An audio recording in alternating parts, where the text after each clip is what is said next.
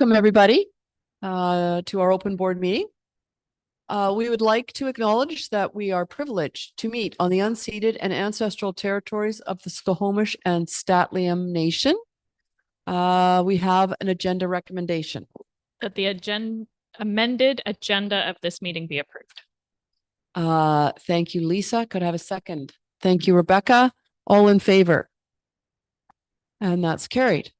We have a minutes recommendation. That the minutes of the board meeting held on February 11th, 2026 be adopted. Thank you, Lisa. And a second? Thank you, Rebecca. And all in favor? And that's carried. We have a second minutes recommendation. That the summary minutes of the in-camera board meeting held on February 11th be adopted. Thank you, Lisa. And a second? Thank you, Melissa. All in favor?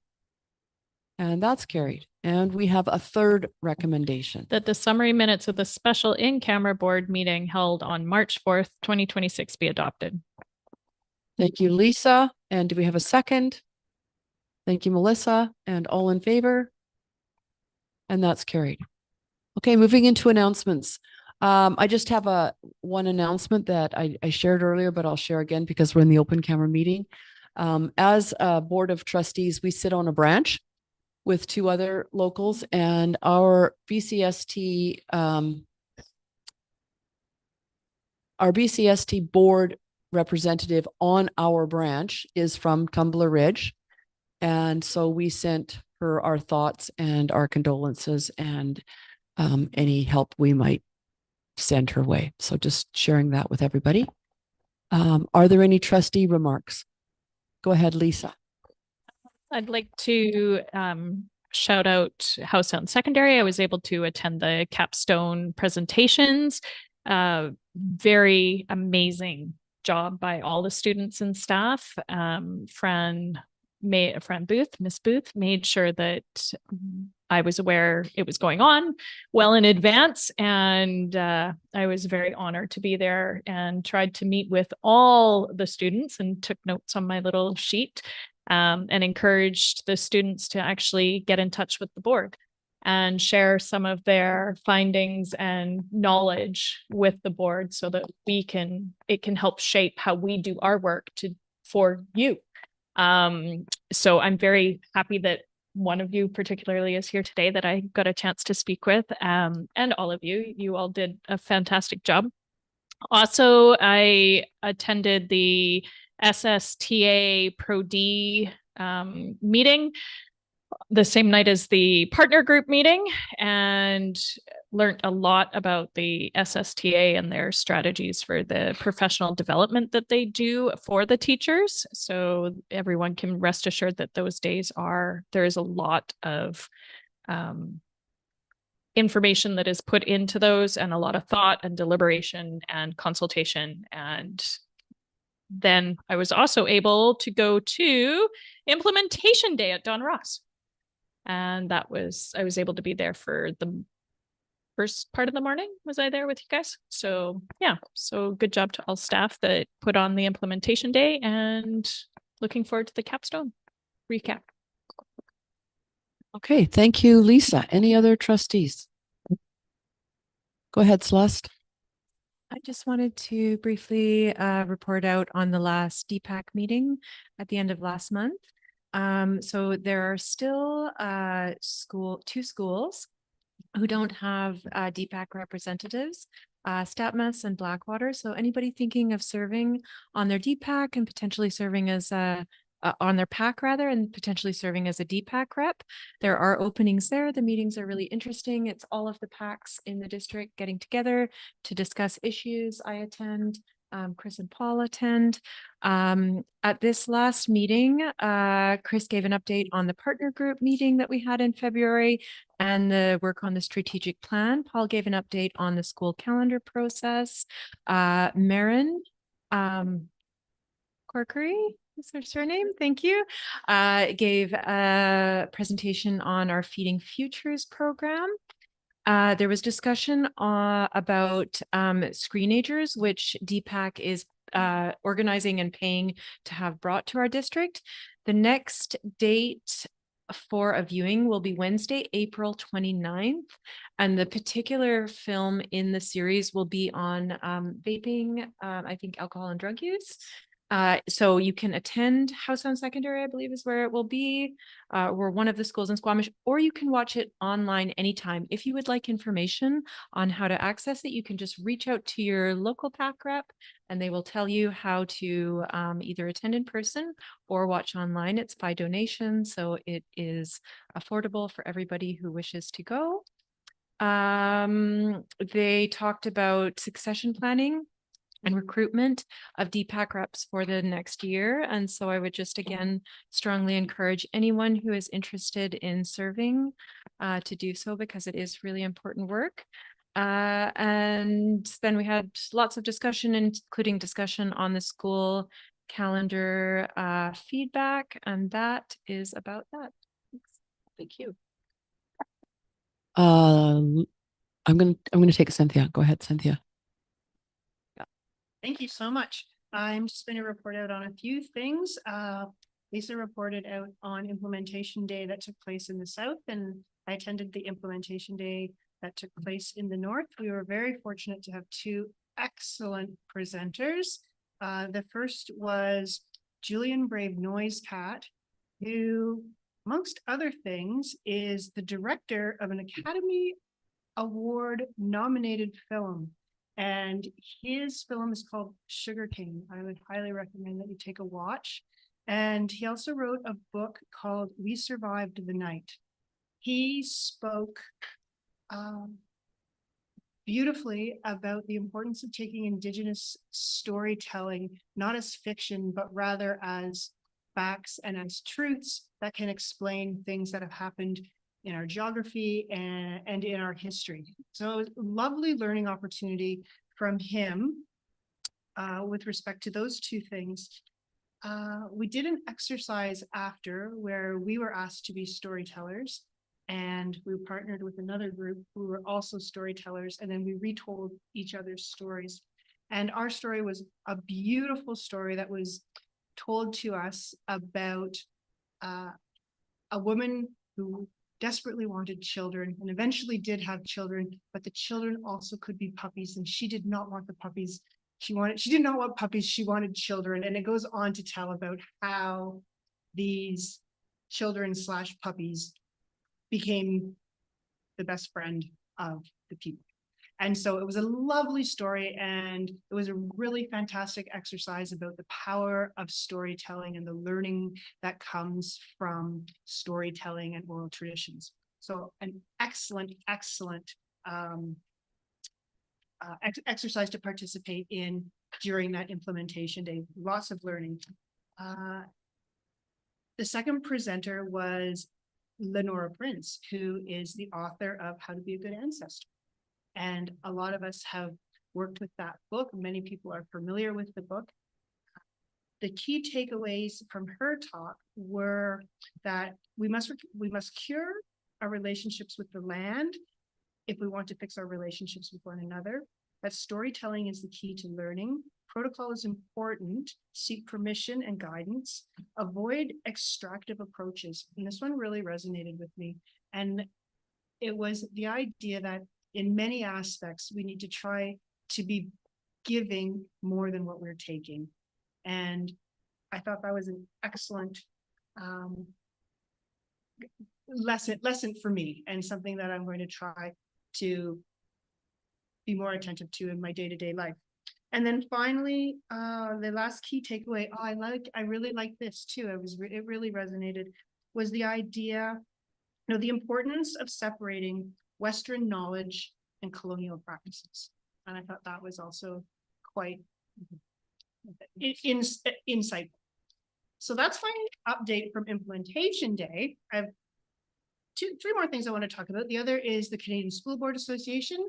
I sit on the committee that is helping to organize that.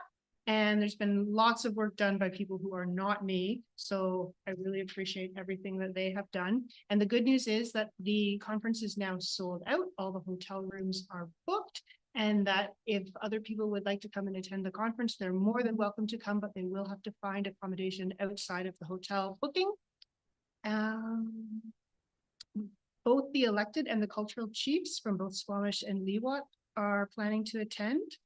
And the opportunities for learning during this conference are going to be in what they call the 4x4 pattern, which means that 4 concurrent sessions will be offered 4 times in 4 different venues.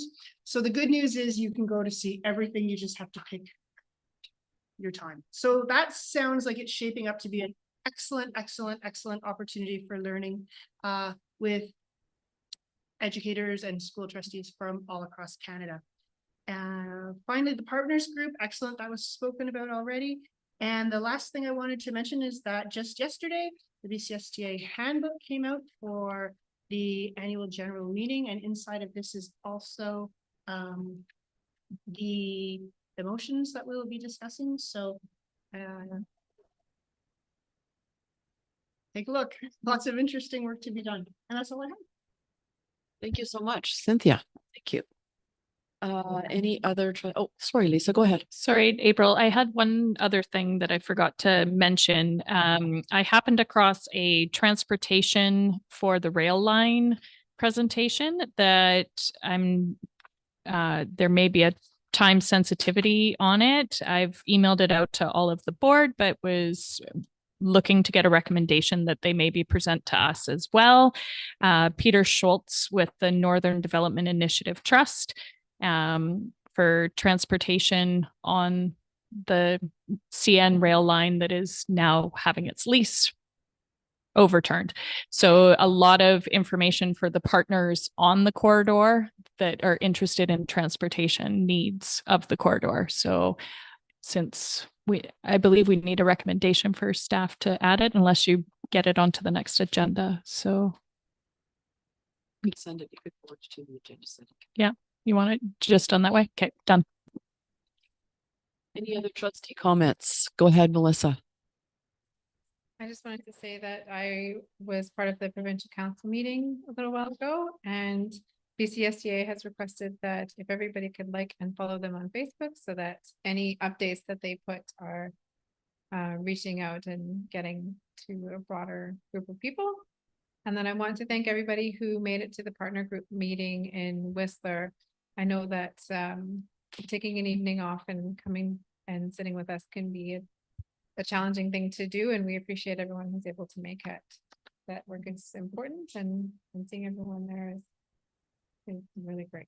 Thank you. Thank you, Melissa. Any other trustee comments?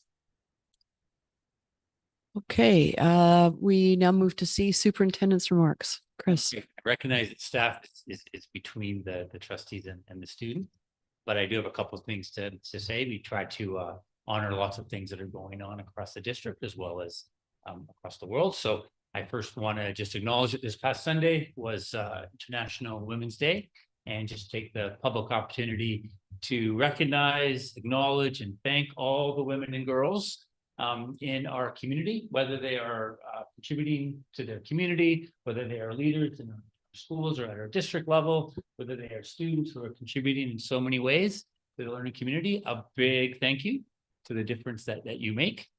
I will also share that I attended an all superintendents meeting with the Ministry of Education and Childcare on March the 6th. There were 55 of the 60 superintendents present. And I want to share some three main highlights. I will share that the ministry shared with all of us their immediate and ongoing response to Tumbler Ridge. And so let everyone know that they are reviewing all those safety protocols, and we'll be making some amendments to the emergency preparedness guide that all districts follow. And as soon as we get those amendments, of course, we will review them and make that information public and share what we're doing. Another thing that was touched upon was the important work of Indigenous education councils and their legislated authority. Was also discussed. Again, we spoke about that before in this district, but very thankful to be part of a district that has a well-established Indigenous Education Council, and that this district, this board, well before my time, and some folks around the table have been a part of that for many years as well, in terms of honoring and deferring to the nations. So I'm proud of our work in that. We know we still have a long way to go, but it was nice to feel that we're definitely on the right track in the journey together. And thirdly, some folks may have heard from the ministry about the literacy screener, the provincial wide assessment for kindergarten to grade 3. So there is a group got together of educators and specialists that will be working on a Made in BC screener. That screener is set to be implemented in September 2027. We'll see if they reach that milestone. In the meantime, districts are to continue with the assessments that they have. And of course, we have our early learner profile, which we will continue to use. So we look forward to learning more about the screener, and especially learning more about the professional learning opportunities for staff to utilize this new universal screener from K to 3. And I want to share a couple things from some of our fantastic schools. For Hartling, principal of Statmas, wanting me to share that on Wednesday, students from Statmas school community had the opportunity to have a very special learning experience, one they've had in the past as well. They traveled to Spakwax or Feather Park on the shores of Ketchum, if I pronounce that correctly, to welcome back the Hlouts or the herring. And together they drummed and sang to honor their return. Students also had the opportunity to see the magnificent herring spawn right along the shoreline, which was an incredible moment of connection to place and season. Again, our students from Statmas have had a long history of supporting the reclamation of the land and bringing it back to earlier times. And so it's fantastic to hear that say it wrong again, I'm sure. I'm going to practice my Squamish. The Hlouts doing so well.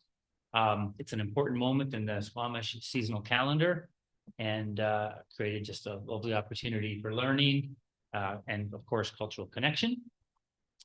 Also in Whistler, as we know, the Winter Para Olympics are happening.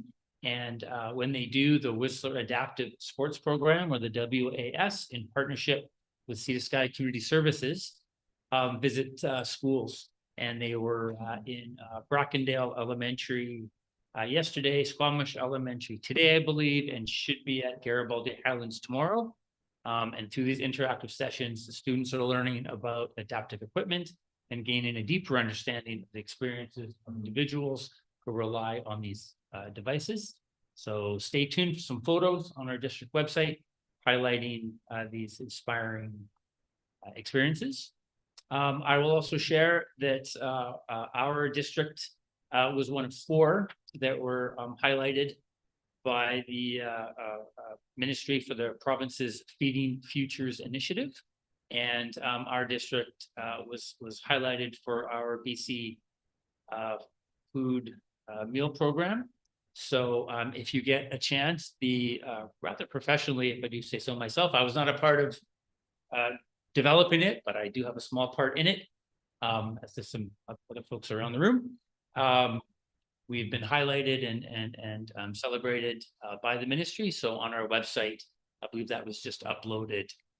Was it Friday of last week? I don't recall. If you haven't had a chance, please take a look at our website. There's some amazing things happening around our district. And I just want to thank, obviously, not just the staff who were involved, including our SW support staff, but also the many parent and community volunteers that do help across the Sea to Sky corridor, ensure that our meal programs function. So big thank you. And last but not least, maybe the students in the room might be interested. I'm not sure if they're aware, but Friday does mark the last day before spring break. So I do want to wish all students and staff a fantastic, refreshing, and safe spring break. We're looking forward to welcoming you back on Monday, March the 30th. Okay, and I also want to acknowledge the fact that we have many staff, both in finance and the board office and facilities across the district who do work through spring break to get at a lot of projects that we have an opportunity to do to ensure schools are ready to welcome back staff and students 2 weeks from Monday. That's all I have. Thanks so much. Have a spring break. Thank you, Chris. Danielle, Secretary Treasurer remarks. My remarks are related to questions of clarification. So any questions of clarification from the public can be sent to the board at sd48.bc.ca, or they can be asked at the end of this meeting. And any questions should be related to agenda items.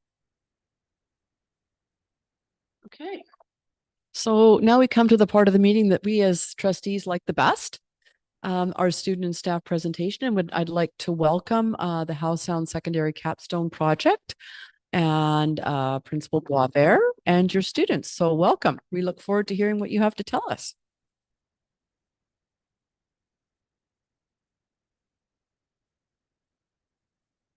But not for too long, because this show is not about me either. It's about the 4 graduating students that we brought along with us to highlight their capstone projects.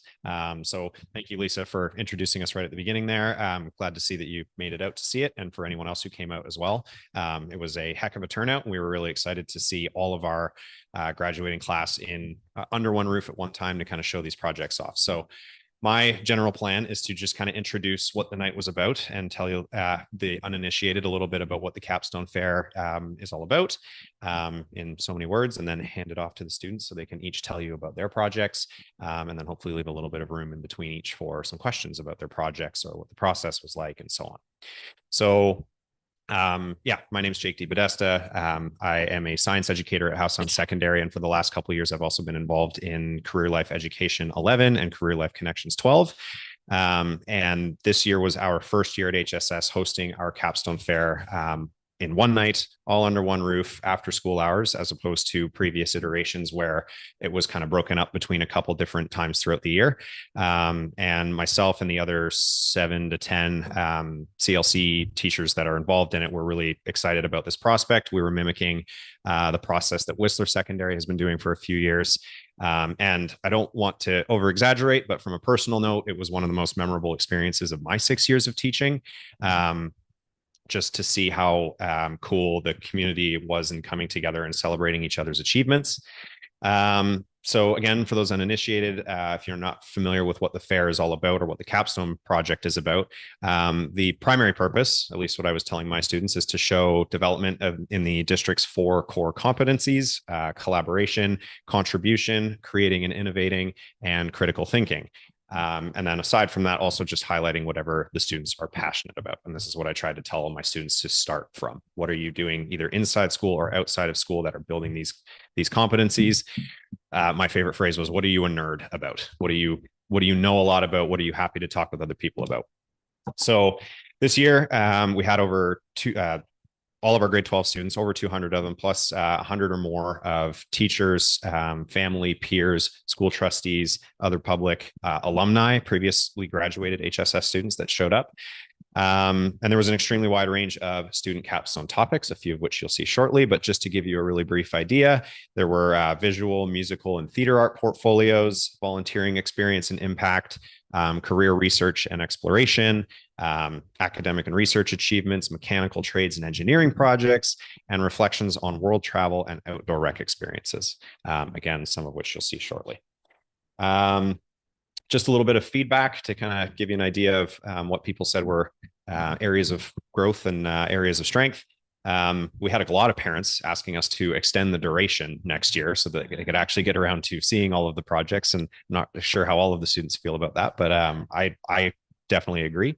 More advertising to get the word out and just invite more of the community in to see what great things our students are working on. and a few alternative rooms to accommodate those who are maybe a little overstimulated by the larger crowds that we have. So first year doing it, really hoping that we get to do this in years subsequent. So these are some of the things that we're working on. And then for some of the positives, tons of smiles, discovering things about students that we didn't even really know sometimes because they were about things that were happening outside of the school.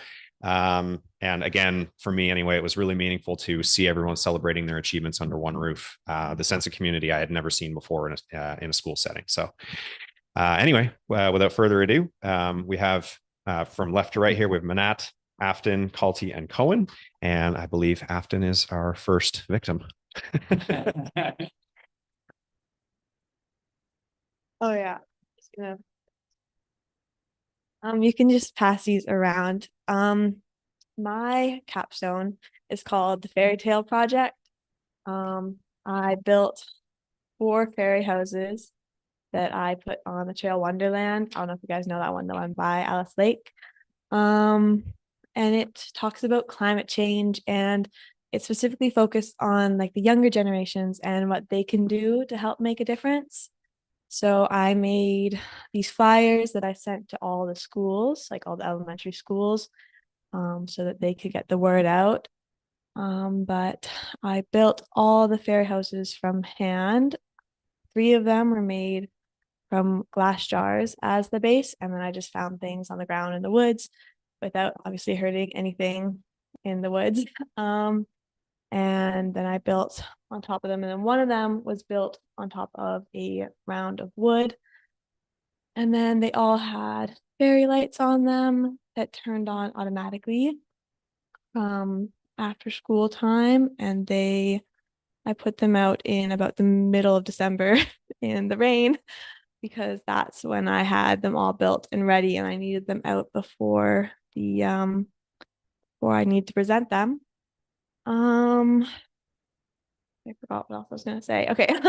Each of them came with, here, I'll just think this one. It was each of the 4 fairy houses had a card, and they kind of introduce themselves, and they talk about how they're on a mission to spread awareness, and they have 3 little tasks. So this one is Brooke. I put her right down beside the river.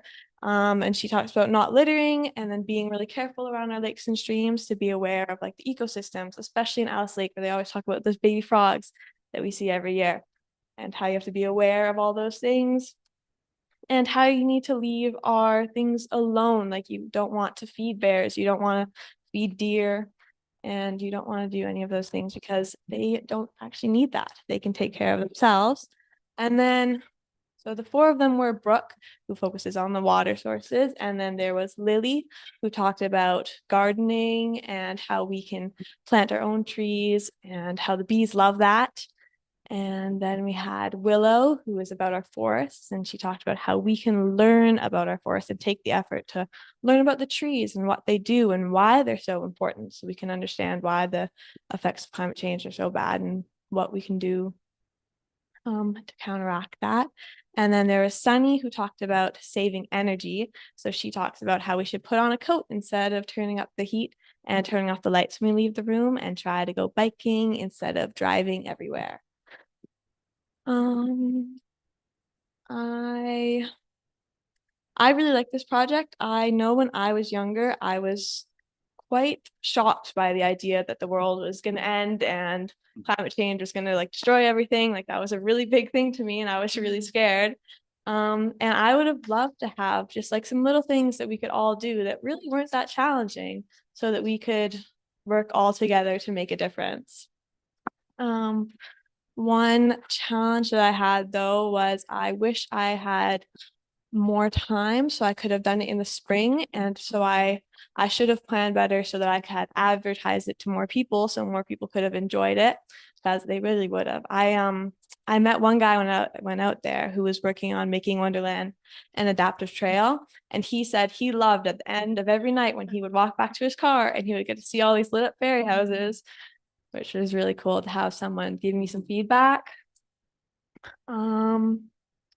I think that is everything. Do you guys have any questions? I thought for you first. Thank you for that.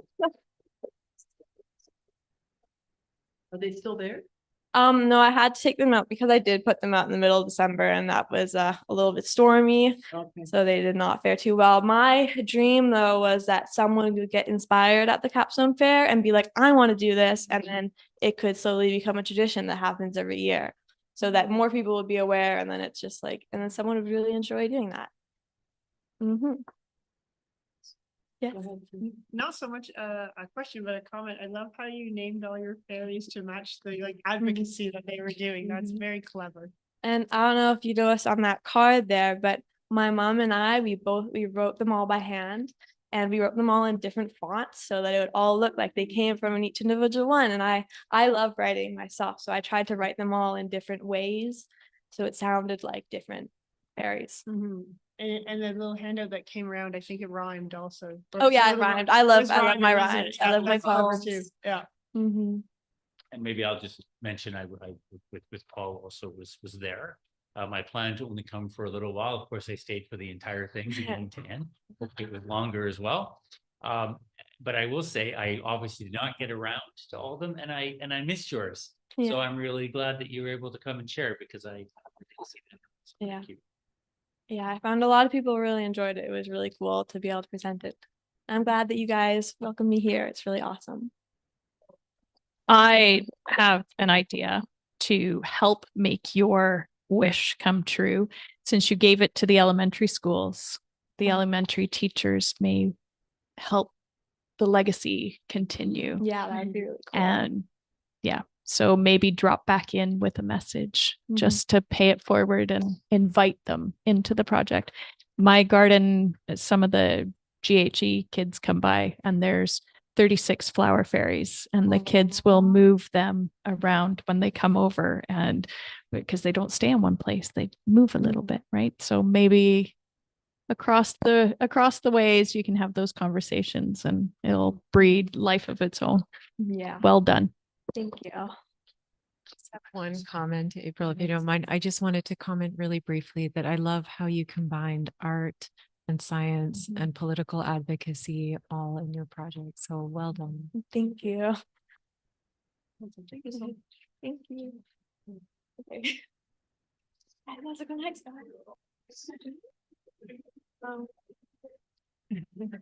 Sorry.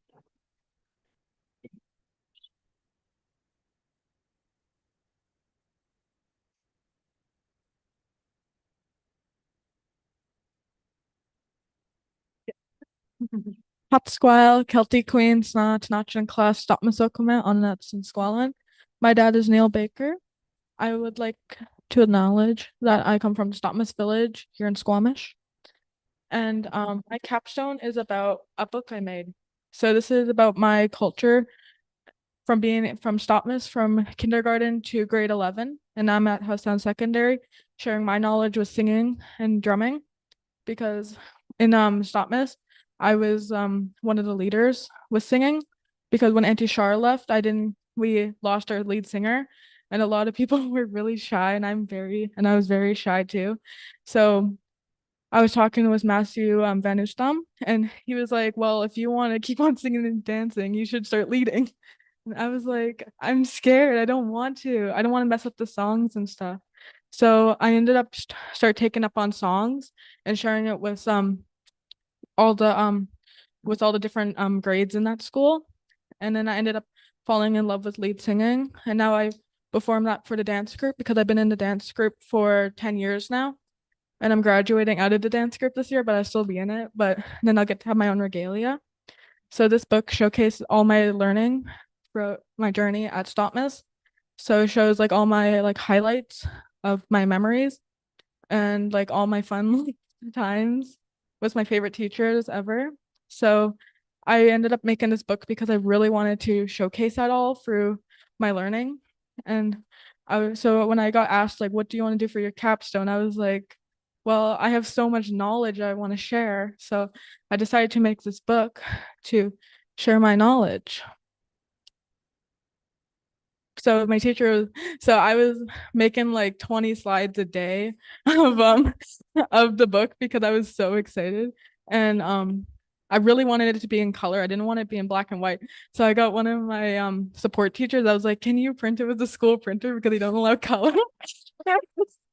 And then the secretaries were getting so mad at me because I kept on printing I print like nine books to give away for gifts for all the people that inspired me to be who I am today.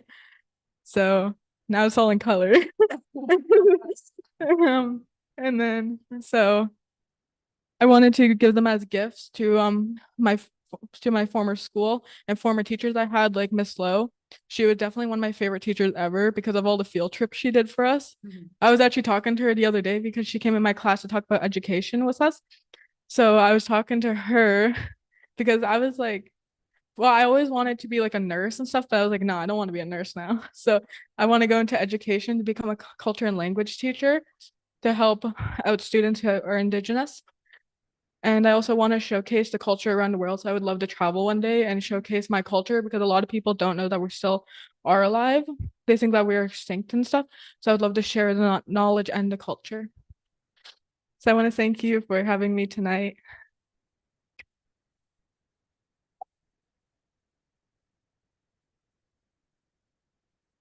Thank you, Kelty. Any questions or comments from the trustees? Go ahead, Celeste. I haven't had a chance to go through the whole book. I will as we're asking questions, but the level of detail and the importance of documenting, history, present day and history as well. But I can see the level of detail that you've gone into in putting this together. And it's just so important. And I'm so glad you're interested in teaching. Thank you. Thank you, Kelty. A teacher inspiring another person to be a teacher is a pretty good day. Yes. If I may, when I first joined the district in 1819, 1819, no, sir. 1820, 1819, I'm not that old. My goodness, sorry, I've been around a long time. But no, I actually remember when I was first introduced to what was happening. I'd sat in a school and coming from the city. I was blown away by the work that was already being done there. And I remember meeting you because that's 9 years ago and you were already a year into your dancing and singing. And without embarrassing you, I just want to say I have had the pleasure of just watching you blossom into the leader that you are. Thank you. To you, and you're going to be an inspiration to the kids, I know, and absolutely you're hired. I want you back. Yes. Thank you.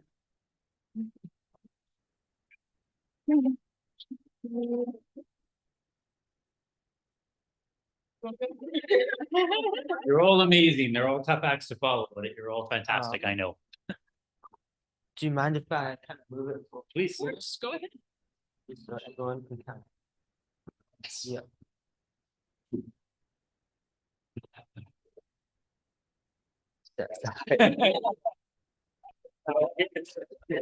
Right. Come hang out over here.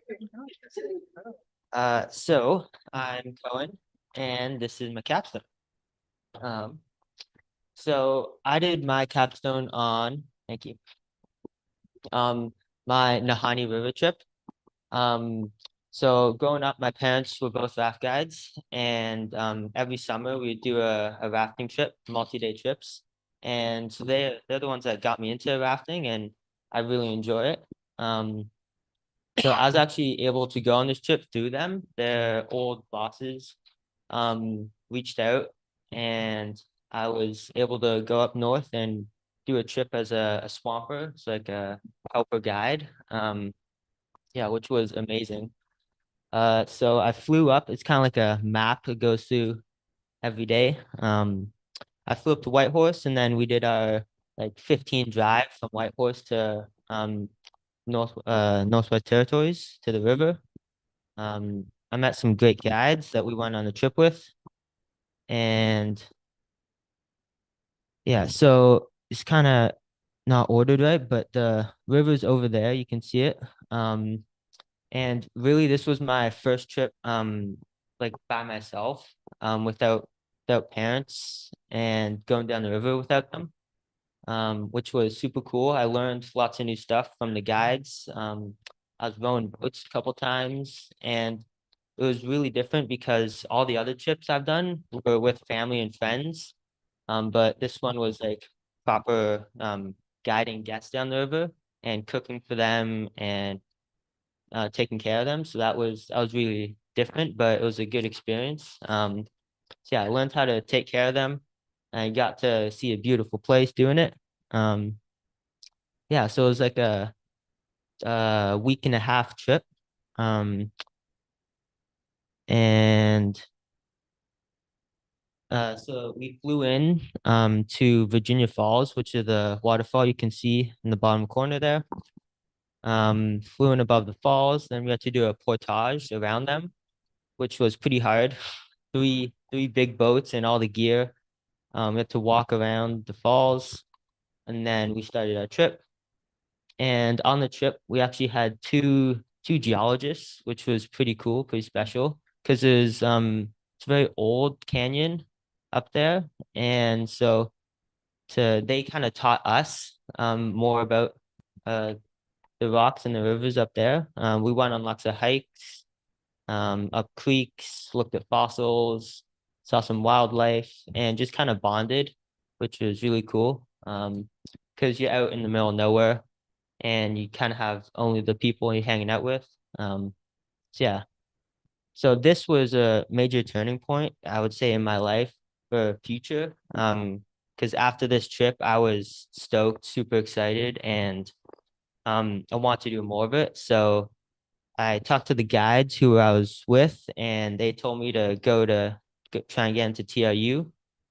So I applied, and I got in for the adventure guide program. Thank you. Yeah. So I'm going there next in the September to hopefully eventually become a guide and do this full time. Yeah.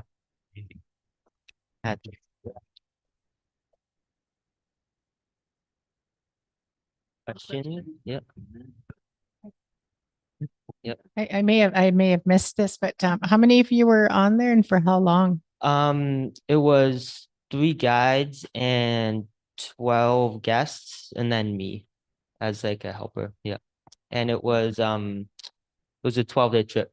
12 days? Yeah. But the first 2 days we got delayed flying in because there was smoke. We couldn't fly through the smoke. Oh, right. All the So- fires, right? Yeah. That's amazing. And Yeah. did you, for the whole 12 days, did you pack everything you needed? Yep. So there's no restocking No, anywhere along no. the way. So yeah. Well, it that's was impressive. 2 plane rides of gear, all the way up to the falls, and then we stayed at the falls for like 2 days while we were portaging everything around.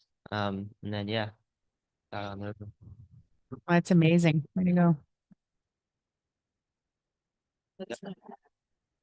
This is a really wonderful project, and I wish I was your age again so I could do things like this.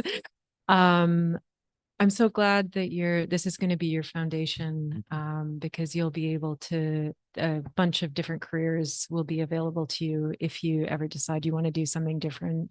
All of the skills that you're going to gain are in that program Yeah. will be so valuable if you ever want to go into like first responding or paramedic, anything like that. Have so much fun. I'm so jealous.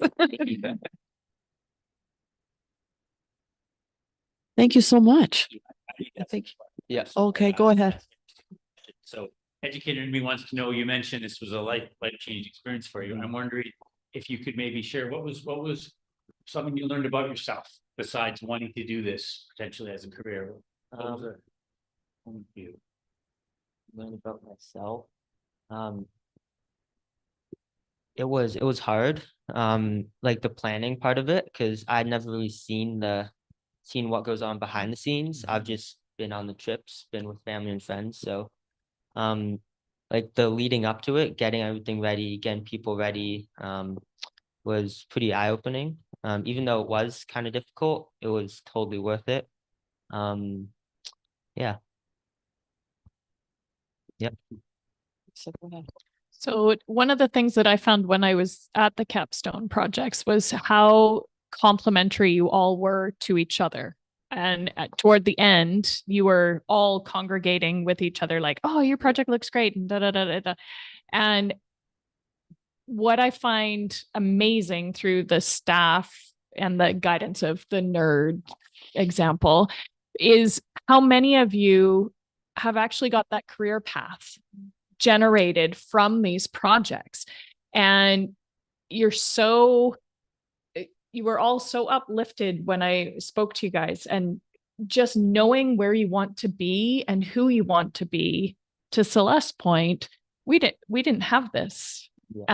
We kind of knew where we wanted to go, but we didn't have opportunities that allowed for such genuine reflection. And I think there were 9 of the students that wanted to be nurses that I encountered, and just so like, you know where your futures are at, and it's really, really great.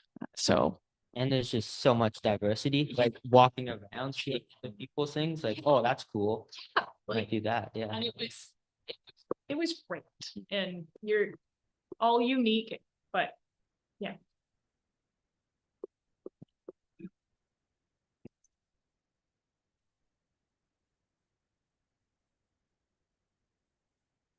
Reveal the final presenter there. Behind this corner. I don't know. Should we pass it around, or what are you thinking? Hold it helps. Okay. Great. Yeah. Okay. Hello. Thanks again also for having me. My name is Manat. And so for my capstone, I'm focusing on how dance, music, and creative writing affects the brain, and how it offers therapeutic value. Yes.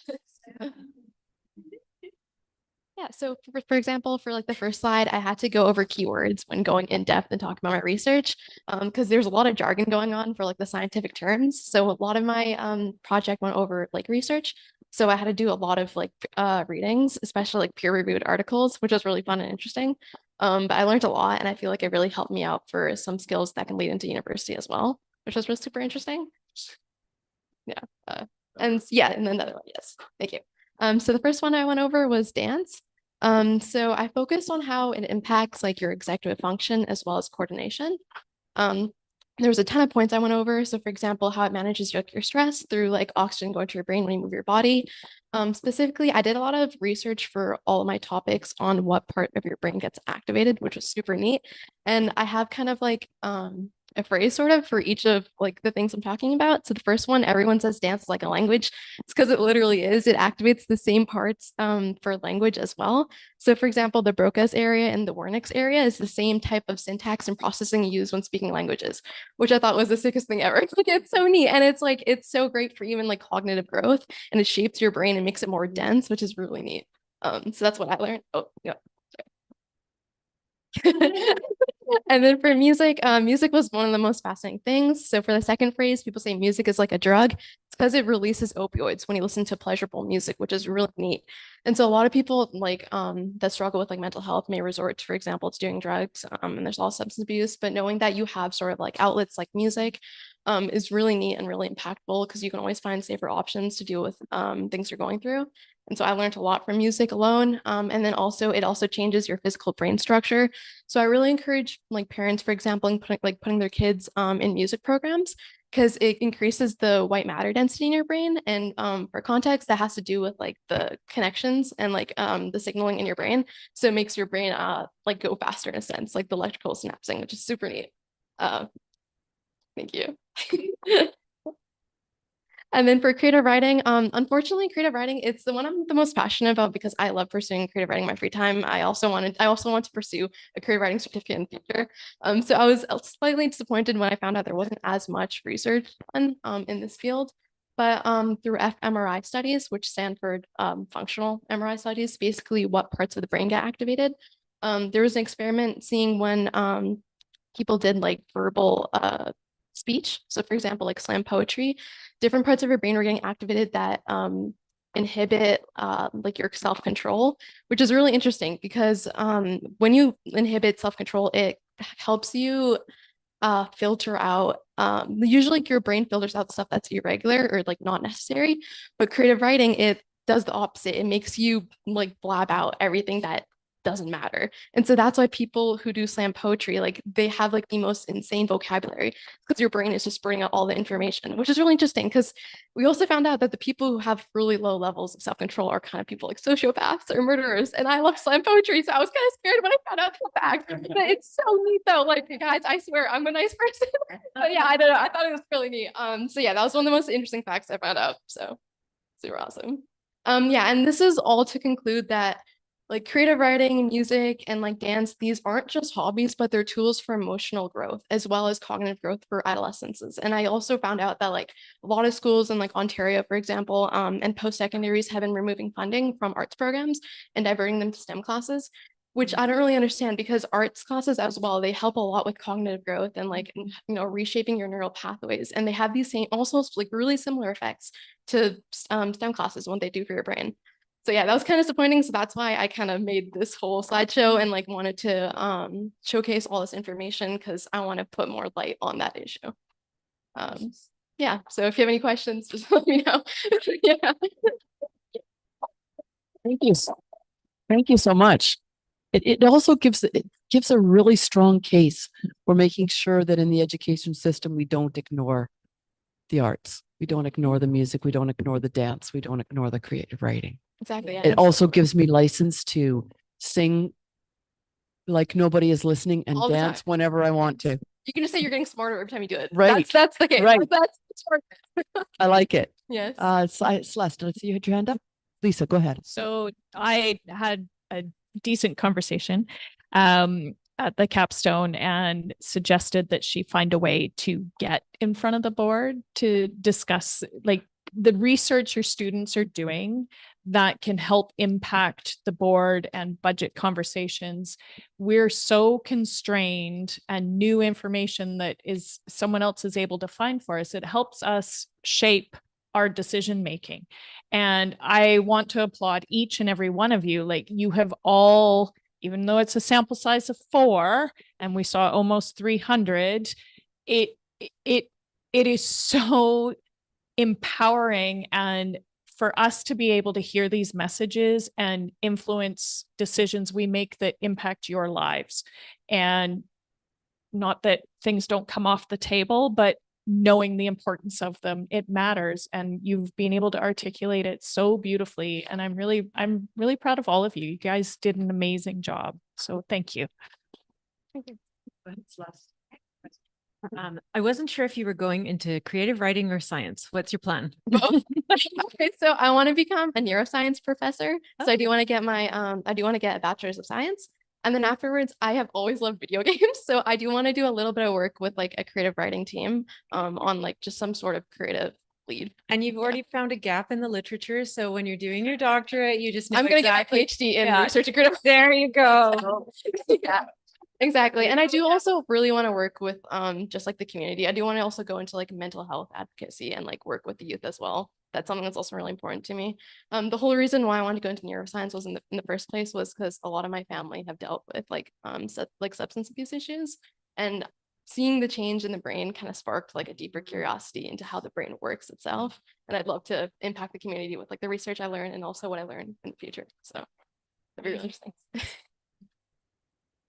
Okay. Any other questions? Good. Make a comment. Okay, there you go. Fair. Right. I will just say, in addition to what everybody else has said, absolutely go down that path, but you may want to consider teaching at the.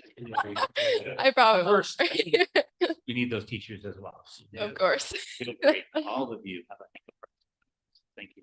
Awesome. Thank you. Okay, any more comments? Oh, go ahead, Cynthia. One question, was there an opportunity, not just to your presentation, but to everyone in the group, was there an opportunity for the students in younger grades to come and see your capstone projects? Yeah. Because they're so inspirational, and I can just envision how much you would inspire younger students to get excited about their capstone projects, and maybe like with your ferry project, maybe follow in the footsteps and have that continue, or, you know, all of the things, rafting and writing their own stories and neuroscience and all the things. That's a really great opportunity for the younger students to be inspired and and to build community in your school and all the things that you talked about, how it worked with the adults. Okay, thank you. Thank you. Thank you. Thank you so much for sharing.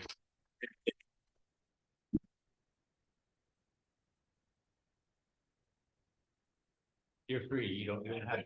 You're welcome. Thank you so much. Are you leaving one at the school? Will there be one? Oh, thank you.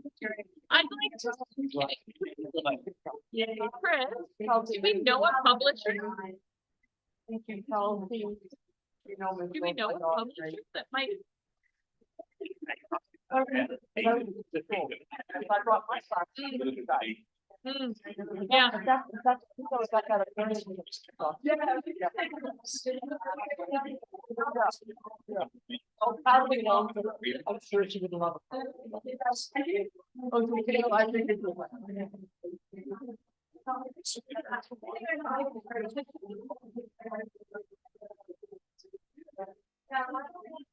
Okay, I guess we need to get everybody back, do we? Okay, team. Hello, team. Lisa.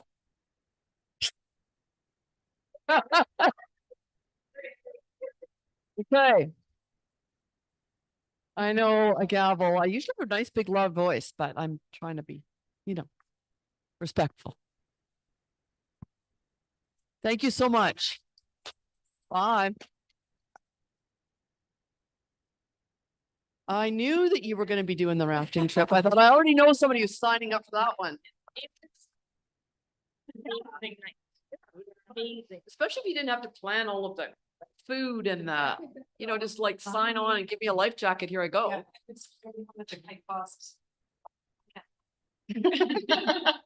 You probably could. I think they go pretty,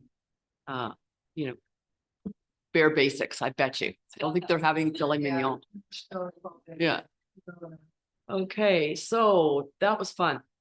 I hope that we all enjoyed it as much. It's great. So good. I'm gonna definitely put it on my calendar next year and make sure I go to that. And there's also one in Whistler too. So, and Pemberton. So has the Pemberton one happened? I know, I missed it too. I didn't know. Okay, so maybe next year we'll try a little bit. It sounds like a really great event to attend. It was so inspiring. Yeah, for sure. I felt the same way about Yeah. when I went to Whistler. Yeah. I think it's an excellent way to display not only the work that the children are doing, but I think it's a really great example of how our staff are teaching the students from kindergarten all the way to grade 12, how to collaborate and to think critically and to meet all of those competencies that are in our strategic plan. I think if more of the public were out and they would see that, they would think, wow. Yeah, it's it's working. This type of an approach to education is really actually working. And because it is, and we know it because we see it and our staff see it on a day-to-day basis, but for the public to see it would I think they would also be inspired and feel really, really pleased.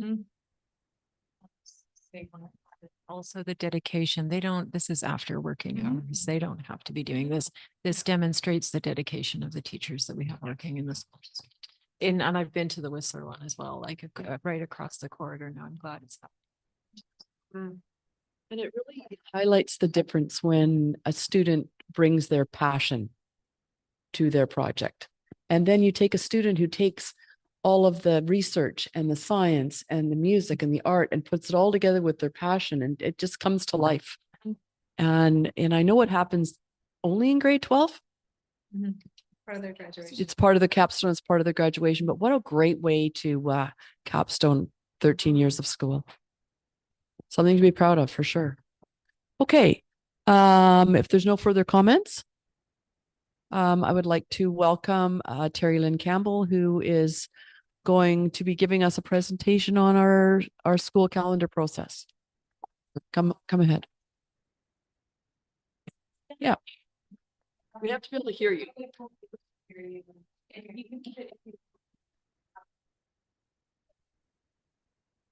Wherever you come.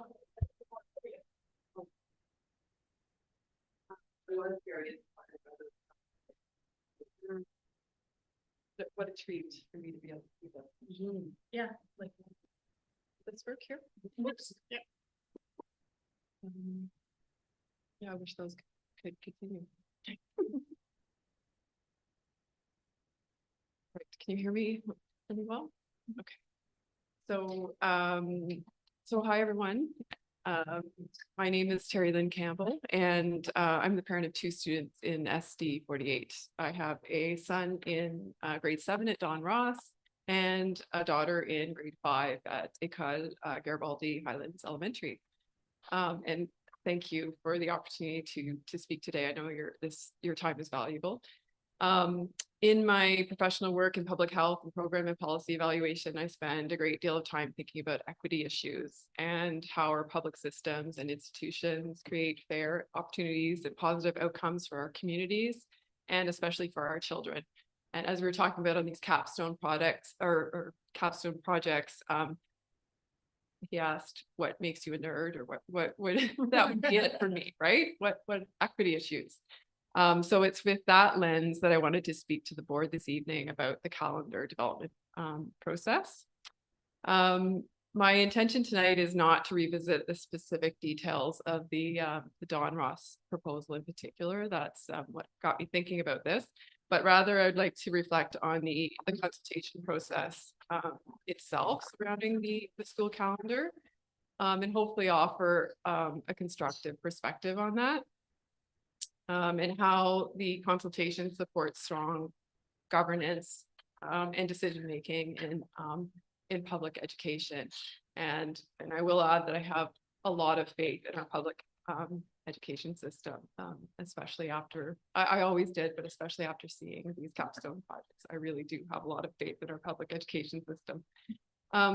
My intention, so school calendar decisions may appear operational at times, and they may even be positioned sometimes as operational once they move past the district level process. But they have real impacts on students and families in our community more broadly. And those impacts are not experienced equally within our communities. And I think we have to keep that in mind as we move through these consultation processes. Changes to the structure of the school week affect transportation, childcare, even at the middle school level, student safety, access to extracurricular activities, and it affects the daily routine of many families. In my estimation, Don Ross, over 3 years, it could affect over 1,000 students and families. So because of this, the consultation framework and some of the procedures outlined in policy 601, school calendar development, plays a really critical role. And so the policy sets out a process that includes consultation with staff, parent advisory councils, and community partners before calendars are brought forward to the board. In my reading of the policy is that there's some expectations before the calendars are brought in February and again in March. So based on the information available to parents during the Don Ross process, it was very difficult for me to understand how the consultation requirements were being carried out. There was limited information from my perspective about the rationale for the proposed change to the Friday dismissal, for example, and a really strong and coherent rationale for how the changes would be connected to educational outcomes. And I'm thinking about that really from maybe my evaluation lens. There was a rationale suggested, but how do we connect sort of the rationale around belonging, for example, to an educational outcome? And I know that link is there, but I think we really need to, I would really like to see that as a parent, those connections. There was limited information about alternatives that may have been considered to these calendars. And from my perspective, there was also limited information about how families and community partners would be incorporated into decision-making.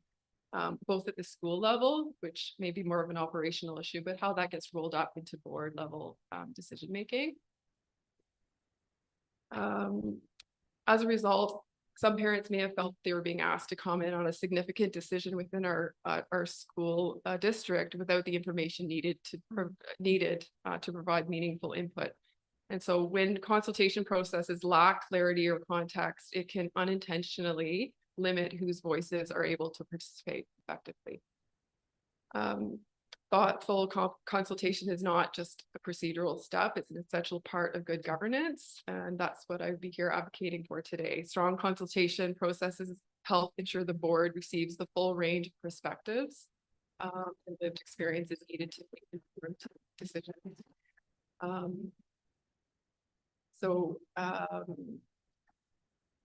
The February meeting where school calendars were presented, it wasn't recorded, but I would suggest it's not simply a procedural step and that it could be used as an opportunity for the board to ensure that the consultation expectations outlined in policy 601 have been thoughtful and will be meaningfully carried out for changes to school calendars. And I realize there has to be a line there between governance and operational issues, but there might be an opportunity there. Strong consultation processes are also build trust between board leadership, school leadership, and families they serve. And that issue of trust, I think, is really important in our school community. When parents and families feel decisions are made transparently and with meaningful opportunities for input, confidence in our public education grows, and that ultimately supports better outcomes for students. This trust matters in the Sea to Sky region and in many other jurisdictions where families have some choice about where their children receive their education, and transparent decision-making helps ensure our public education system remains a strong choice for families. And for families who do not have the option to choose another education system, it is especially important that decisions are made with careful attention to equity and inclusion. With that in mind, I would encourage or suggest that the board consider whether there may be opportunities to strengthen how school calendar consultations are communicated and implemented in the future, particularly ones that are of larger scale or scope. I understand that policy 601 is scheduled for review in the 27-28 school year. That review might be a good opportunity to reflect on the recent experiences and whether any clarifications could further strengthen the transparency and opportunities for an inclusive and transparent engagement. While policy 601 cannot be overly prescriptive at the school level, which I understand, I think it can clearly articulate the values that guide school calendar development, such as transparency, inclusion, and an equity lens to that work, and why these principles matter for good governance. My hope in appearing tonight is that this experience can contribute to a constructive discussion, and I think improved consultation process benefit everyone, the board, school leadership, families, and the broader community. So thank you for your time, and thank you for your service, continued service to students and families across school districts. Thank you. Okay, thank you. Does anybody have any questions or comments for Terry Lynn? Go ahead, Rebecca. Terry, I just want to thank you actually for, I've been a trustee for, 17, 18 years, and don't often hear from parents in some very thoughtful feedback. So I'm taking away from that as well and seeing if there's something that we can do to improve, because we do try to be as communicative and transparent as we possibly can. But there's always room for improvement. So thank you for coming and presenting to us. Lisa. Yeah, maybe you wouldn't mind sharing, because it will be a new board when this one comes up for review, but also diarize it for yourself to make sure that your notes and your consultation is provided to the new elected board at that time, to make sure that these don't get lost through governance change or anything else that may occur. We can always do better. And it was a very great presentation. So thank you very much. Go ahead, Celeste. Oh, go ahead. Yeah, no, thanks for coming and being so respectful in your delivery. I just want to come away from this discussion with some tangible things that we have today. And I think it is possible that part of what might have exacerbated this is the fact that our February meeting wasn't recorded. And that was merely a technical issue. It was not an intentional thing. We strive for transparency in everything that we do. So I wonder if, had that meeting been recorded, if perhaps things might have been different. However, there's always room for improvement as well. So I just want to, perhaps leaving that piece of paper that you have in front of you. I thought the letter that you wrote to us that was included in our agenda was very well written as well. Perhaps there are tangible things that we can do today. And I think that there is, I know that the employees here and the people who are elected to do these roles are thoughtful and intentional and share the values that you have articulated tonight as well. So I think that you'll find people who are very willing to ensure that we can take steps to make sure that what we have in policy is being executed in a way that benefits the community to the maximum. So if you'd like to leave that piece of paper, I'd love to read it. Yeah, or you can email it to all of us as well. And I think that this is an excellent example of how to do the very hard thing of coming and speaking to the board. So thank you for having the bravery to do that as well and do it with such grace. Anybody else? Well, I'd like to say too, well, hang on, just let me, I'm gonna just, okay, I'm done. Sorry.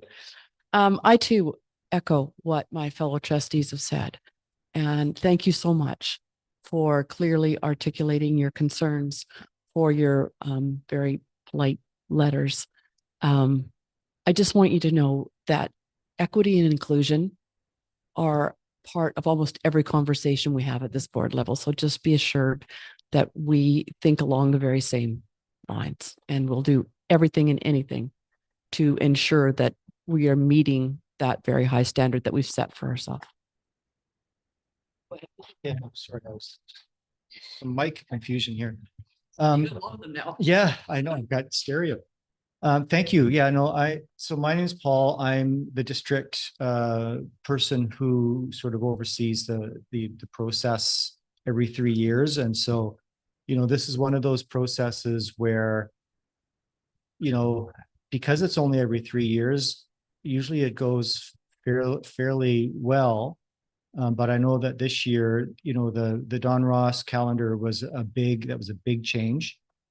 And so I think there were some takeaways for me here too, that we can, well, first of all, the next time we do this, it's going to be 3 years from now. So the policy will have that review before that happens. So that's good. But the other thing I think is there are some things that we can take away,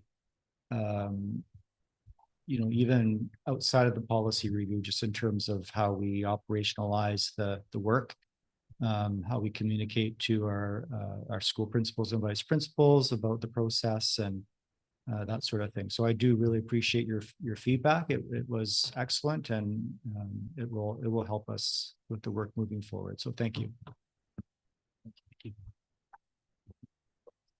Go ahead.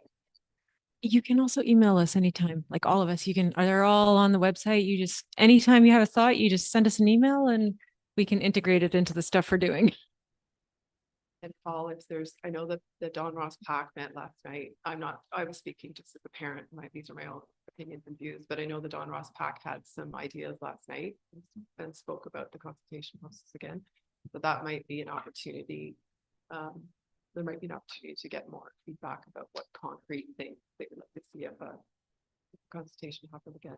And Don Ross might be a unique school as well. That's turnover every 3 years because of the size of the school, and it's only 3 years. If there's interest. Yeah. Thank you. Okay, well, thank you so much. Cheers. Thanks so much for coming. Appreciate it. Okay. Back into stay there. It's great. Thank you. You are welcome to stay. It's riveting. The rest of the meeting will be riveting. It's amazing. We always invite people to speak, but they never do.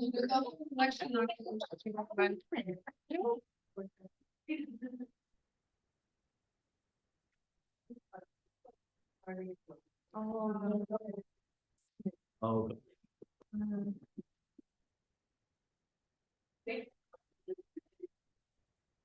Yeah, thank you. Thank you. Okay, moving forward. Did we not do trustee items? Yes, we Yeah. did. Is it on here twice or am I? No, it was trustee remarks and trustee items. Yes. Okay, there is a difference. I've learned there is a Yes. difference. So do we have any trustee items to be brought forward? All right, we can't highlight the difference then. I know. Right now, much, but let's define the trustee items are in trustee remarks. Yeah, but we did have I think I had a conversation with Danielle about it, the difference. But yes, I agree. It needs to happen. Yeah, We have there is a those. difference. Yeah, and actually, like what, Lisa brought up in her remarks probably should have been. Yeah. Yeah, Which one? one for the. The rail. Rail, the end rail. Right, Yeah, so Right. that probably should have gone there. there. That's Okay. right. That probably should have gone there rather than where I interjected it. Right. So, Before I went here, I did this. Yeah. Yes, And then an item is, more of a concern. yeah, Or it could be okay. a motion that would be brought up. Concern or, yeah, I know we talked about it many times. I know, I forget. Okay, moving on. Board committees. I don't think we have anything from public relations, but I'll check with Melissa. No? Okay, the committee of the whole, we met earlier today. We talked about, Danielle shared the trustee calendar. We talked about, we clarified some issues around Robert's rules. We had feedback about our partner group meeting. We heard from Melissa, who's also reported out again this evening about the BCSTA Provincial Council report.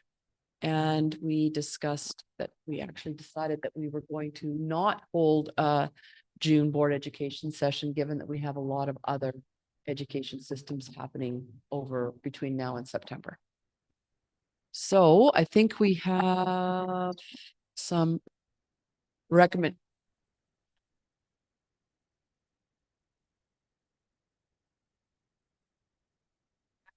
That it has been recorded and it will be posted on the website if anyone is curious to see what we talked about. Correct. Okay, we also have a recommendation. That the Somebody? minutes of the committee of the whole meeting held on February 11, 2026 will be accepted. Thank you, Rebecca. Do we have somebody to second? second. Thank you, Lisa. All in favor? And that's carried. Policy committee, Cynthia chaired that, so she's going to give the report. Yeah, the policy committee did meet this morning. We discussed our policy review schedule along with policy 202, which is the trustee role review. Those were both information items. And then we had discussions regarding the BCSTA policy review for boards of education. We also discussed video surveillance and privacy, as well as protocols for online meetings, and a policy which pertained to the renaming of school sites. And this is a new policy, and all of our new policies do go out to the public for impact. So that will be something that will be happening in the future, some impact meeting, public consultation. Sure. You'll be bringing it forward as a. Yeah, they're coming. As a motion. Then. Yeah. It's passed. Yes. You can speak to the process. Right. Yes, true. If That's the motion coming. is passed later in this meeting, then we will Yeah. carry on with that process of public consultation. Thanks, Chris. That's good. And like the committee of the whole meeting, it was recorded. And so if people would like to watch the recording to get more information, they can do so at their leisure. Okay, thank you, Cynthia. Thank you for chairing that portion of the meeting and thank you for your summary. We have a recommendation. That the minutes of the policy committee meeting held on February the 11th, 2026 be accepted. And thank you, Cynthia. Could I have a second? Thank you, Lisa. All in favor? Right, that's carried. Business arising, I believe we have none. Oh, sorry, missed the finance. We didn't have a finance committee meeting today, so we just need to read the recommendation, please. That the minutes of the finance committee meeting held on February 11, 2026 be accepted. Thank you, Rebecca. Do we have a second? Thank you, Melissa, and all in favor? And that's passed. Under general, we have no business arising. Under information items, Mr. Nicholson is going to give us a strategic plan update. Yes, as folks know, we have that now as a standing item, so I want to thank the board for very hard and thoughtful and insightful work this morning. So for the public, the board spent an hour with me this morning going through a focus conversation, an opportunity to reflect on strategic plan based on a series of questions that are similar in vein to the questions that have been asked of all of our focus groups. And I'm very much looking forward to consolidating all the information together. I will share that staff did make an ask of the board. We would like to put the survey out again because we would love to get a little more feedback. We got from our teachers, from kids. Thank you to all those committee members who did already provide their input. We have over 200, but we would like to see a little more staff and others. So if it pleases the board, we would like to launch or reopen up the survey over spring break and send that messaging out, both public tonight, but also through email when I wish everyone a wonderful spring break, which I would like to do. And attach the link and reopen the survey for those folks who have not had a chance to provide feedback online. We'd like to hear a little bit more from folks. Is it only going to be open during March break? So it has already been open for a 2-week period prior. Already? So yes, so now we'd like to reopen and extend that over spring break. I don't believe we would like to that any further because we need to. But you're probably not going to hear much from teachers or staff during March break. We'll do our best. Okay. But we'd like to open up. Okay. We can always decide to extend perhaps, but we're getting a little bit tight. So we want to ensure as much as we can before we have to. Okay, and thank you, Chris, for taking us through that process this morning. And thank you for sharing in our board package the document that was written by Joanna, or was written collectively with us under the guidance of Joanna Cronin. It helped me, and I'm hoping it's helped everybody connect to the work that we started some time back. So thank you again for that.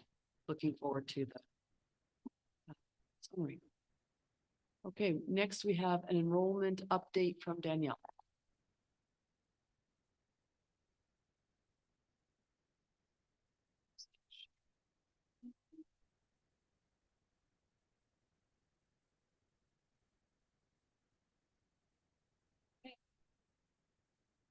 Can I zoom in with it or?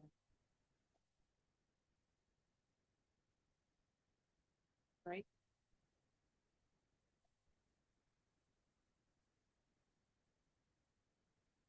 It's a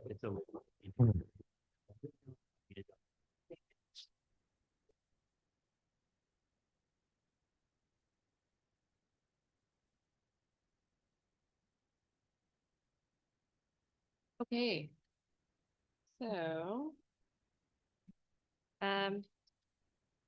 So every year we submit enrollment projections to the Ministry of Education and Childcare in February, and this was our submission. So you may recall this spreadsheet is broken down by schools in each community: Pemberton, Whistler, and Squamish. And we use a demographer named Berger who specializes in school enrollment projections, and we've used them again this year. They look at birth trends for each community and previous enrollment numbers to predict school enrollment for each school. This column here, we have two 1701 columns here. One is for funded headcount projections and funded FTE projections. So we get funded based on the FTE amount. How different is it from headcount? So the headcount is like number of students, number of bodies, and then FTE is, right? don't know what the difference is. I can't see that. Okay, I'll get there in 2 seconds. Okay, so I'm going to scroll down here. So Berger is the demographer's projections. And then this column here is the principal's predictions. And then the district is any adjustments to principal predictions. So what we do is once we get it from the schools, we look at the actual registrations at the schools as well as Berger, and we slightly adjust them. So we submitted this to the ministry on February 12th, and the ministry uses this submission to provide us with the first quarterly grant funding, which is getting announced tomorrow for our next year. So I have a meeting with the ministry tomorrow morning to go over the grant table. So I can't tell you what the numbers are right now because I have to look to that meeting first. Yeah. September 30th, 2026 is the actual 1701 snapshot date. So that date is the actual number of FTE, the full-time equivalent, this section here, that gets enrolled, where the students are enrolled, and that's what our actual funding is based on.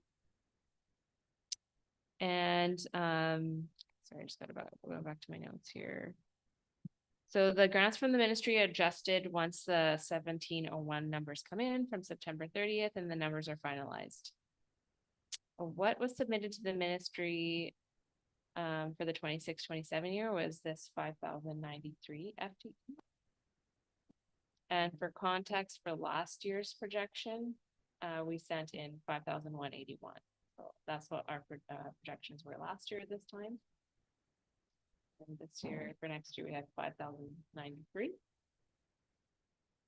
So altogether, compared to what we actually claimed in the fall, we're down 314.5 FTE.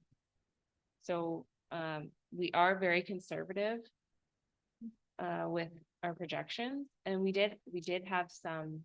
I do think we have some grades that were there's some bubbles in, like the grade 12. So I think there was some larger graduating classes. But like I said, we've used our current registration numbers and adjusted slightly, but there's likely there'll probably be more students coming in.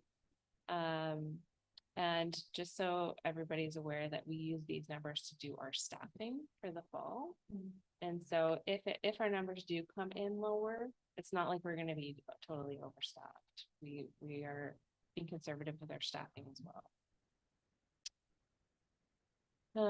And because we don't know the current amount of funding for FTE funding yet, we'll know it tomorrow. Then we'll know that what the impact would be, but 300 students is a lot for us. So hopefully that doesn't come to fruition, but we are being very conservative, and we're just planning for that in case it does happen. Okay, so that's last. You're expecting that to be in the older grades? Is that what you said? Like it's because of the bubble of the older kids graduating. So if there were in fact or is it distributed across the grades somewhat evenly? If you didn't do that kind of analysis, then it's. Yeah, you can take a peek at. Is this bubble currently in grade 12? Yeah, I know it's hard. Is this bubble currently in grade 12? There is some with bubbles in grade 12. And then I think for like some of the kindergartens are also like understated because we don't have all the registrations in. Right. So it's a combination of that. Right. So if you look 1701 for Garibaldi Highlands is 408 and 392 for our estimate. Yeah, I mean you can look at it across. Right. Housetown Secondary is pretty close. So the school is saying 405 and we're saying we're conservative at 392. Is that how it works? No, 408. 408. So just to show you how we're being even more conservative than the school's projection. Correct. Yeah. Okay. And that seems to. Yeah. And sometimes. Oh, and the other one next one is the same too. Yeah, and sometimes like if it lines up with if they look like they all line up with Berger, we will. Right. School has put in too, like if it looks like very consistent. So, yeah. Any questions? Okay. Yes, but you can, everyone can take a peek. There's a link to that attachment there for you. Take a look at it. So no more questions or comments? Okay, moving on to C, PC Ed Access Report Update. I believe Yes. at the last, yes, thank you. I'm just in my head. At the last board meeting, Finance committee meeting. right, the finance committee meeting. Thank you. I believe it was yourself who brought it to our attention, or one of the trustees. April let us know about it and Melissa brought it up at the That's right. finance. So there was committee a publication that was Oh, yeah. circulated to the Yeah, BCSD BCSD. executive, Mhm. who then sent copies of the BC Access report to all school districts. And what we had learned, because we were not informed about the report or any of the concerns, was that our district was named in a again, there's a FIPable access to various grant tables and whatnot, and it had indicated that we were $3 million plus short in $3 million. or $3 million plus short in what we had For inclusive what's ed. the word? Sorry. I lost it. Yes. So we had made a budget, and it had showed that we had underspent by $3 million. And inclusive ed. Of inclusive education, and we wanted to ensure we got to the bottom of that, because that's our belief does not what our books show, and what we discovered was in the table that was produced, how that information was gathered was not taken into consideration, how staff, for example, are assigned. So it's up to each district to determine how they classify their students, and if you ran a table a certain way, it did not include how we classify or code our educators. So all of our support teachers, the learning support teachers, ELL teachers, etc. Our own director of learning services, the district team that supports those kids, they were not included in the tabulation because in our district, we put them all in general teaching and regular teachers. So long story short, it's a little bit complicated. We were able to find the error. Thank you to our director of finance, Elena Maiden, who solved it for us.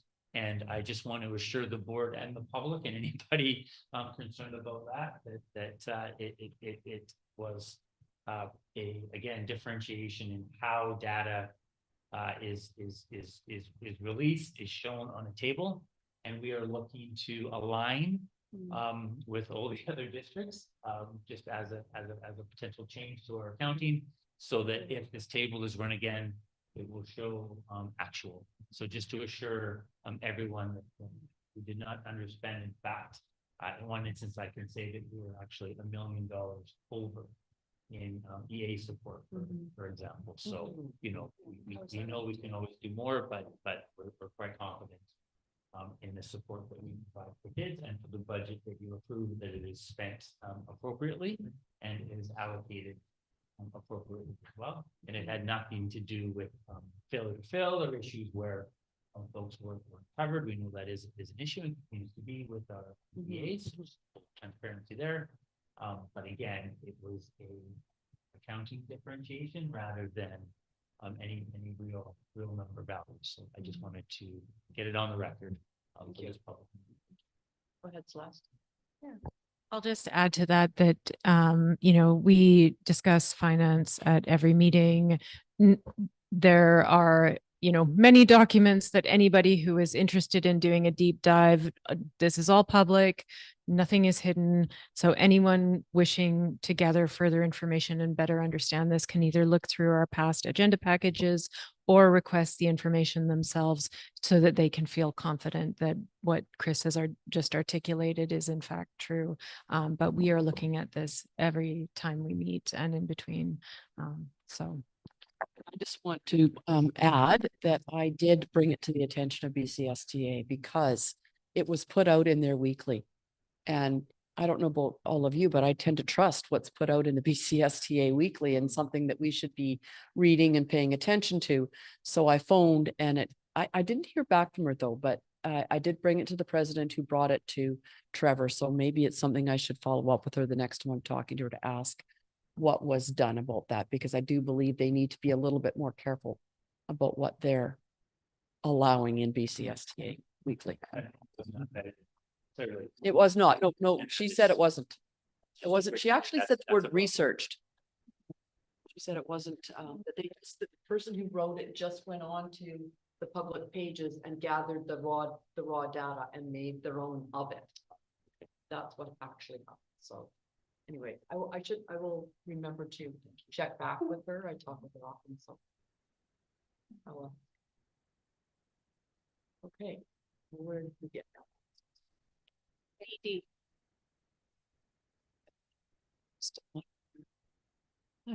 No, there we are. Okay, again, note Danielle, automated external defibrillators. Please. Thank you. Okay, as you may recall, all schools were installed in their schools by September 8th, 2026. So it was a mandate for all secondary schools to comply by December 31st, and we did have them all in, and now at the end of January, all of our schools have AEDs and school sites too. So, you know, the bus garages and everything, we have it here. So there's AEDs at all of those sites installed. So we are well ahead. We have AEDs well ahead of the ministry deadline. And maybe I'll just say there's no prior training necessary. They're right on, very easy to do. So, and that's accessible to anybody in the community. So I want to put that out there as well. We are a public building, and if anybody is in distress, just a reminder to the public. Absolutely, you are welcome in our facilities. We want to make sure everybody is safe. It's obviously to keep our staff and students safe, but it's for the learning community. Okay, thank you. Is there anything more about that? Good. Okay, there are some attachments, media report and field trips. We have a correspondence, which I believe everybody has read, a response letter from the Ministry of Transportation and Transit, more or less saying that they appreciate our concerns, but we need to direct our attention back to our communities and our SLRD. So we will do that. Items for discussion, we have none. Policy motions. So policy 708 privacy management program. Danielle, do you need to speak to that, or are we just going to go to the recommendation, or are you just going to summarize it? Yeah, I think the proposed version here has been proposed to us from our lawyers, and the only one significant change is that the video surveillance has been pulled out of that to be a separate.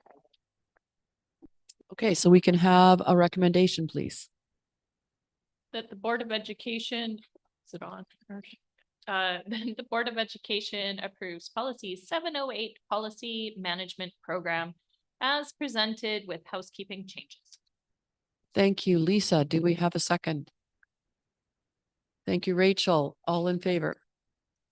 And that's carried. We have another one, protocols for online meetings. So we shared that was shared with the board. We basically have agreed and accepted it as is. So we have another recommendation. Somebody read the recommendation. That the Board of Education accepts the attached protocols for online meetings. Thank you, Melissa. Do we have a second? Thank you, Rebecca. All in favor? And that's carried. We have another recommendation. that the Board of Education approve adding the protocols for the board meeting document to the board task calendar. Thank you, Melissa. Do we have a second? Thank you, Rebecca. All in favor? And that's carried. Yeah. We didn't have a motion about that for the policy also. Yeah, I was gonna say that. I was gonna say Okay. that we talked about having policy 202 also added to the board task calendar. Do we need to have a second motion for that, or can we just make a do it? friendly Like, amendment? this seems really easy. Just make a friendly just amendment. Add it to the calendar. Yeah, okay. Can Archie, can I ask you to put that in? Yeah. Thank you for that, Celeste. I thought that was what we said.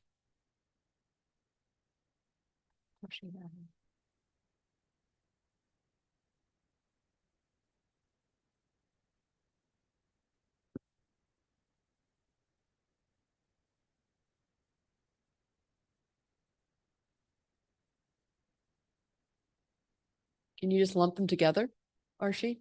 So it's one recommendation, or do we want to leave it as two? May, Lump it into one?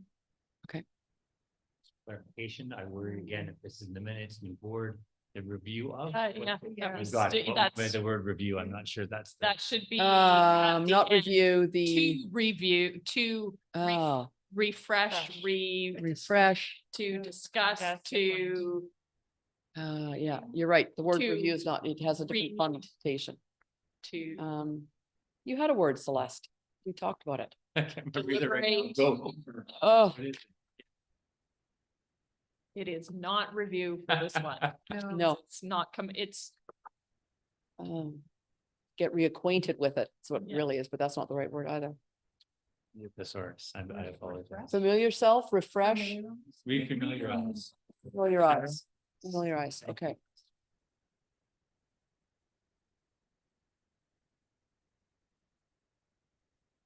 The Board of Education, okay, that was the next one, that the Board of Education approve adding protocols for the board meeting document and policy 202 to, there's the word again. refamiliarize. Refamiliarize, to refamiliarize members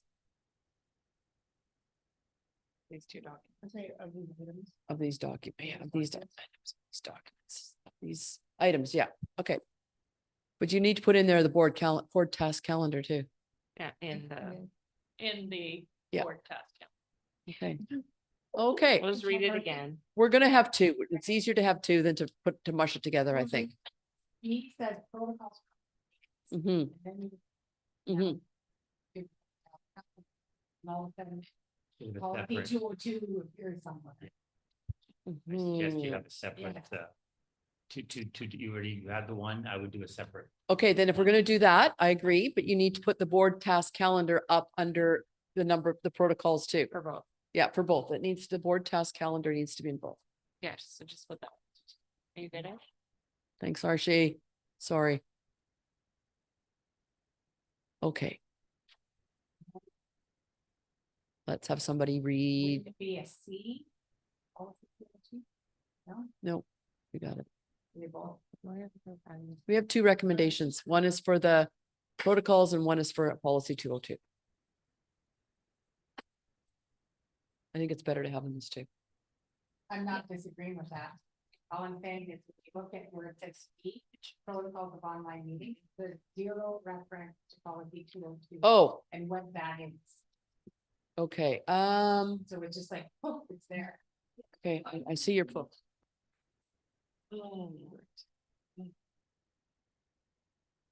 She's getting there. Yeah, no, She's it's making it worth happen. doing the minutes, right? Because this is what stands as your written record. Digital record, so. Thank you, Rebecca.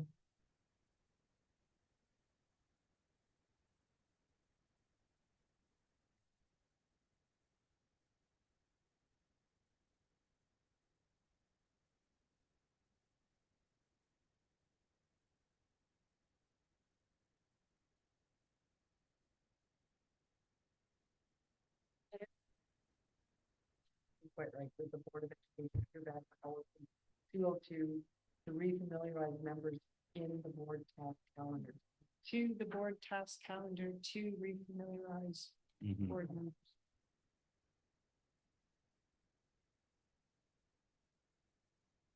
To the board task calendar. Order to.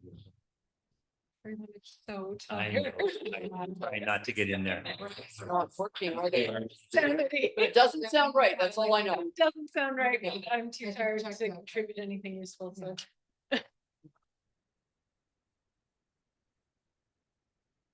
I got adding. Make the word big word. Cynthia's helping.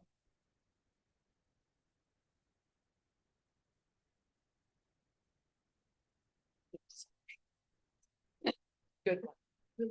May just be to the board. I've done I've done the second one. Did you do it on the thing, on the document? I did. I just took advantage of the seat. Yeah, that's good. Quick. Okay. There you go. Are we ready to be reading it now? And we should make the other one. Yes. Then it's parallelism. Yes. You tell me when you're ready.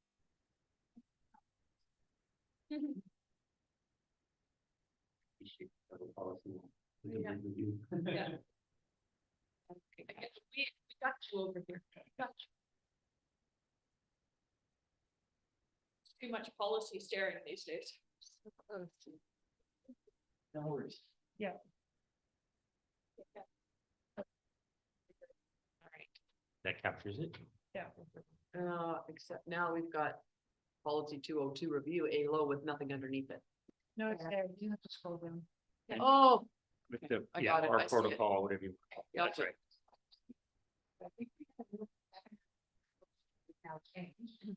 We didn't vote. So we need to. I'm just not sure. I think Yeah. we've done 708. We've done that one. Now we're on protocols for online meeting. Let's just start again. Can we just start again and have somebody read?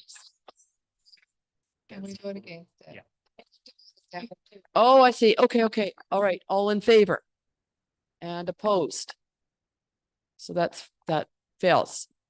Now we can reread recommendation that the Board of Education approve adding protocols for the board meeting document to the board task calendar in order for members to refamiliarize themselves with the protocols document.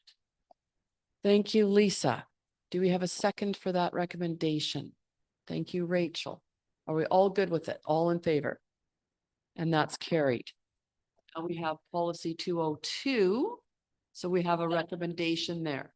That the Board of Education approve adding policy 202 to the board task calendar in order for members to refamiliarize themselves with the policy. Thank you, Lisa. Do we have a second for that? Thank you, Rebecca.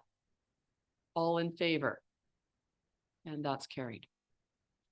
Okay, now we have new policy 808, naming of schools and district facilities. Chris, do you want to do a quick summary on that? Yes, super brief. So thank you to the policy committee earlier for recommending this to come forward. It's new policy. The old policy was too old to save. So we're hopefully this is a new policy and to provide clear guidance for the naming of school and renaming district facilities. I'm getting tired as well. Apologies. And that if it is passed, I have a comment about the 60-day process, which I'll follow up on. Thank you. So you want us to read the recommendation and Yeah. pass it? Okay, could somebody read the recommendation? The policy 808, naming of school and district facilities be sent for public impact. And could I have a second? Thank you, Lisa. Could I have a second for that? Thank you, Cynthia. All in favor? And that's passed. Chris, did you want to speak to it? But already Just- passed it. Oh, absolutely. It's just a clarification question. We say in policy that it's 60 days out for public consultation. My question to the board, it doesn't say, from the date. So would folks like that to be out at the end of this week, which is spring break? Or are folks fine if we make it upon return? That way it's March 30th or April 1st to June 1st, May 30th, which will give time enough that the board meeting. Yes, okay, thank you. I think that's better for public. 'cause Way we have better. People that are March break off. will turn on. Thank you for that. We'll follow. Okay, thank you so much. It looks like we have no action items. We don't have any further items to be brought on the camera. And we have no bylaws, so just now questions of clarification from Danielle. We did have one question and I have already answered it. So just so everybody's aware, there was a question about where is the approval for the district calendars on the agenda? Was it already done in a previous meeting? And so I just let one of the staff members know that we are having a special board meeting on March 30th, and there's a public board meeting from 12 to 1 p.m. So public are welcome to join us that day. Okay. This would be a virtual meeting. you know, so- correct? It's gonna be both in person and virtual. So I thought I read virtual.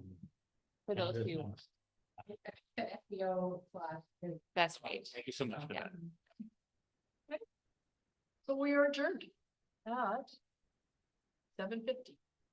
Thank you.